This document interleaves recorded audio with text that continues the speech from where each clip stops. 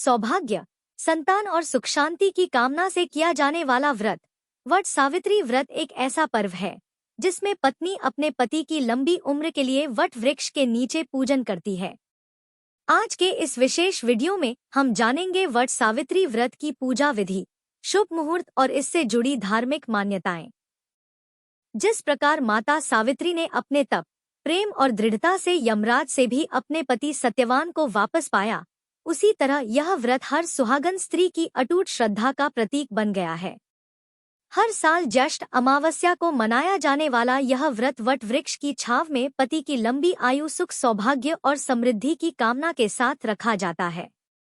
What वृक्ष अर्थात बरगद का वृक्ष जो स्वयं त्रिदेवों का वास स्थान माना गया है, उसकी पूजा करके स्त्रियां सावित्री जैसी शक्ति प्राप्त करती हैं।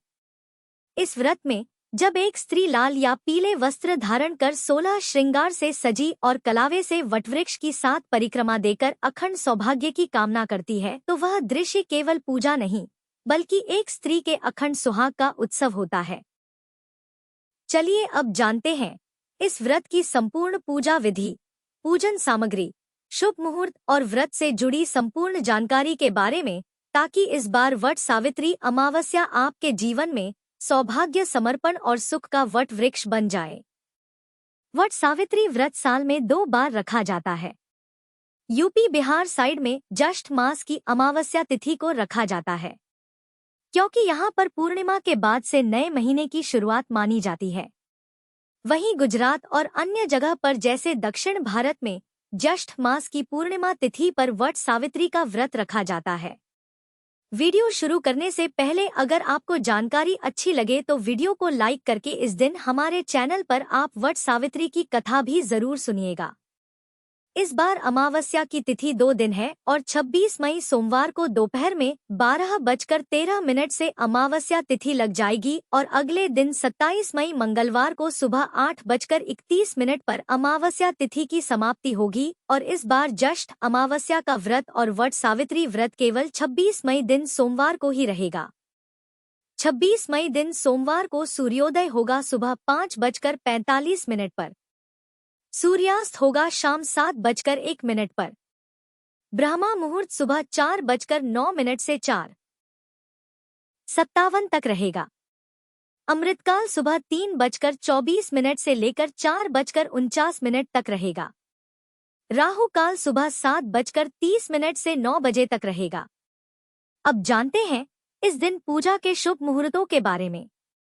भले ही अमावस्या तिथि दोपहर से लग रही है, लेकिन जो सुबह की पूजा है वह आप सूर्योदय तक कर सकती हैं, क्योंकि इस व्रत में निर्जला रहकर ही पूजा की जाती है।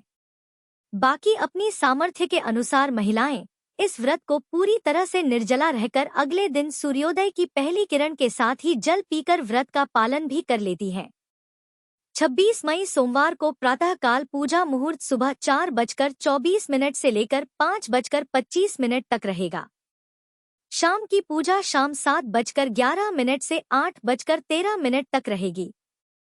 दोपहर में जो लोग पूजा करते हैं वह दोपहर 2:36 से लेकर 3:31 के बीच में पूजा कर सकते हैं। गोधूली मुहूर्त शाम 7:10 से 7:31 तक रहेगा। तो यह तो सारे पूजा के शुभ मुहूर्त हैं, जब आप अपनी सुविधा के अनुसार पूजा कर सकती हैं। अब जानते हैं व्रत पारण के शुभ मुहूर्त के बारे में। क्योंकि व्रत अगले दिन खोला जाता है, तो 27 मई दिन मंगलवार को सुबह 5:45 से 7:55 के बीच में आप अपना व्रत खोल सकती हैं। इस व्रत को महिलाएं अपनी शारीरिक क्षमता के अनुसार ही रखें, यही सलाह सबको दी जाती है।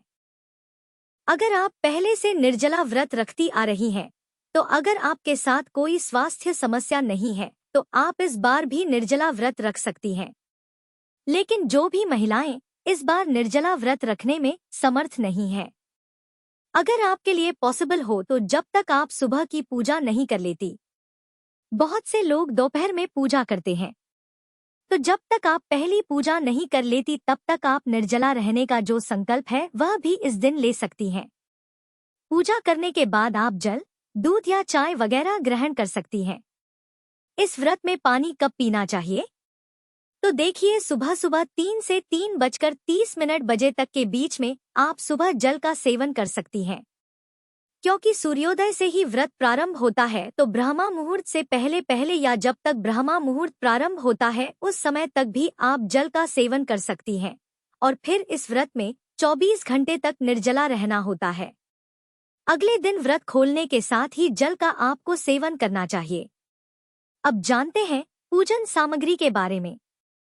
तो पूजन सामग्री के लिए सबसे पहले तो आपको वट वृक्ष की पूजा करने की इस दिन जरूरत होती है। तो आसपास कहाँ पर वट वृक्ष है, इस बात की जानकारी आपको चाहिए और वट सावित्री की पूजा करने वाली महिलाओं को एक दिन पहले मेहंदी आदि लगा लेना चाहिए। श्रृंगार की सामग्री एक दिन पहले इकट्ठा करके रख लेनी चाहिए। और फिर वट वृक्ष की पूजा करने के लिए परिक्रमा करने के लिए कलावा, बांस से बना हुआ पंखा, रोली, चंदन, अक्षत, सुपारी, कुमकुम, मौसमी फल, फूल, सिंदूर, श्रृंगार की सभी सामग्री, नारियल, पानी का कलश, धूप, दीप, कपूर, बरगद के फल, इत्र, 1.25 मीटर लाल या पीला कपड़ा, मिठाई, देवी सावित्री और सत्यवान की प्रतिमाएं या तस्वीर नहीं तो आप मिट्टी से खुद भी बना सकती हैं। और क्योंकि प्रथम पूजनीय गणेश भगवान का पूजन पहले किया जाता है, तो आप सुपारी में कलावा बांधकर गणेश भगवान का भाव करके उनकी पूजा कर सकती हैं। दान में देने के लिए सुहाग की सामग्री और दक्षिणा फल, मिठाई या वस्त्र वटवृक्ष की आयु सबसे अधिक होती है, इसीलिए इस दिन वटवृक्ष की पूजा का विधान है। अगर आसपास वटवृक्ष नहीं हो तो आप एक दिन पहले कहीं भी वटवृक्ष ढूंढ लीजिए, चाहे घर से बहुत दूरी पर ही क्यों ना हो। और फिर व्रत वाले दिन सुबह जल्दी उठकर स्नान करने के बाद आप हाथ जोड़कर जल और अक्षत हाथ में लेकर व्रत रखने का संकल्प लें। सूर्य देव को जल अर्पित करें, अपने घर के मंदिर में पूजा करें। और यदि आसपास वट वृक्ष की पूजा करने जा रही हैं, तो आपको सभी सामग्री घर से लेकर जानी चाहिए। वट वृक्ष की जल और कच्चे दूध से सींचकर पूजा करनी चाहिए।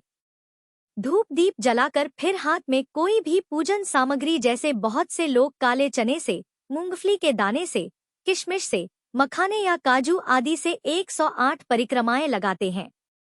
उससे पहले आप कच्चे सूत या कलावे से परिक्रमा करें। जब कलावा या सूत समाप्त हो जाए उसके बाद आप पूजन सामग्री से या श्रृंगार की सामग्री से 108 परिक्रमाएं पूर्ण कर सकती हैं। परिक्रमा करने के बाद आपको सत्यवान सावित्री की कथा का श्रवण करना चाहिए, अमावस माता की कथा का श्रवण करना चाहिए और वटवृक्ष में वास करने वाले सभी त्रिदेवों को आपको हाथ जोड़कर प्रणाम करने के बाद अपनी पूजा संपन्न करनी चाहिए।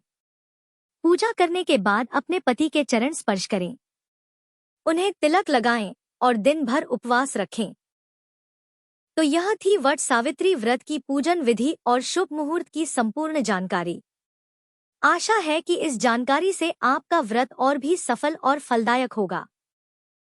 माता सावित्री की कृपा आप सभी पर बनी रहे और आपके जीवन में सुख, शांति और समृद्धि बनी रहे।